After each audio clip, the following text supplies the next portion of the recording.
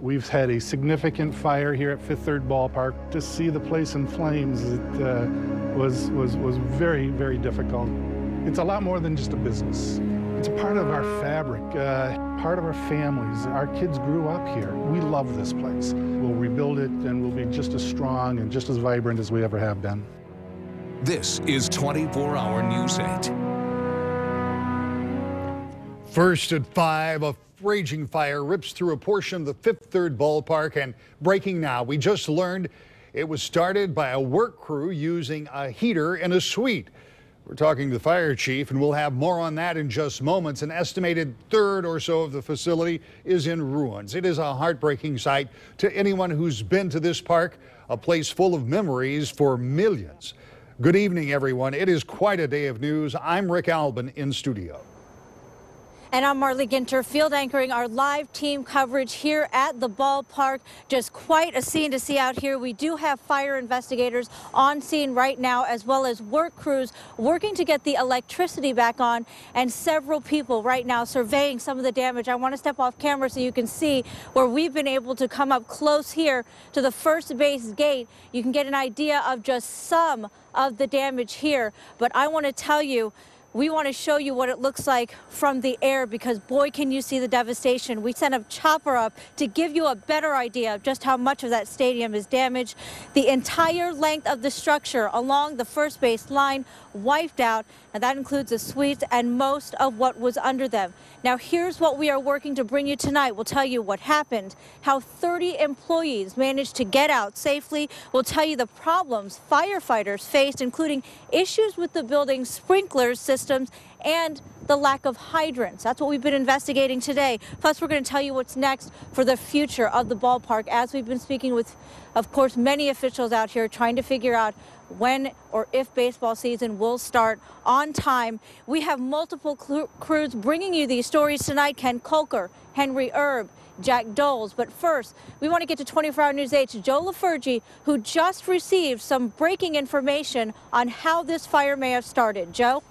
That's right, Marley. I just got off the phone with the fire chief here in Plainfield Township, Dave Peterson. He tells me that late this afternoon they have been talking to employees, some work crews, I should say, we're inside the one of the suites here at Fifth Third Park, and I want to step out of the way and show you as those suites, what's left of the suites and the area under them continues to smolder. There's even a small fire going on at the top of what was one of those suites. Chief Peterson tells me there was a work crew in one of the suites this morning. They were using a small heater. That heater caused a small fire. That work crew put that fire out. Apparently didn't call the fire department.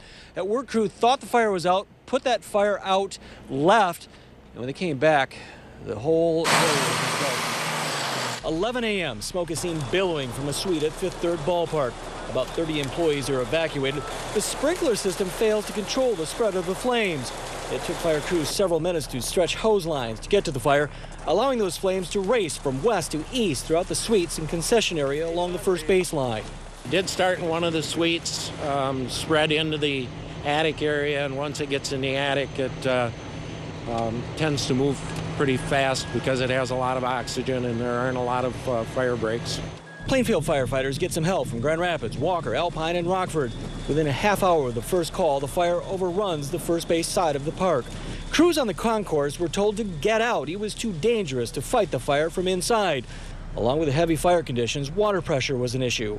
Everything from about the center home plate down the first base side is pretty much destroyed.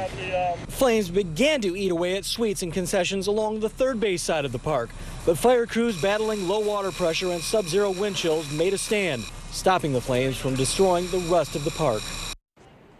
And again, back here live at Fifth Third Park, as you see those flames still smoldering at the top and on the bottom there, and that's what crews are going to be working on throughout the night, all these little hot spots that come up.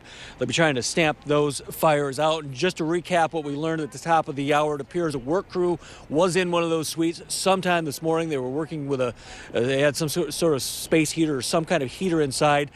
There was a fire broke out, a small fire. That work crew put it out, left.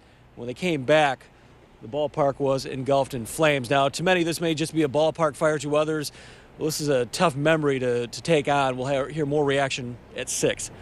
Back to you. And Joe, just to make sure everyone understands too, this may have started with something that the work crews were doing, but all of those workers were able to get out safely.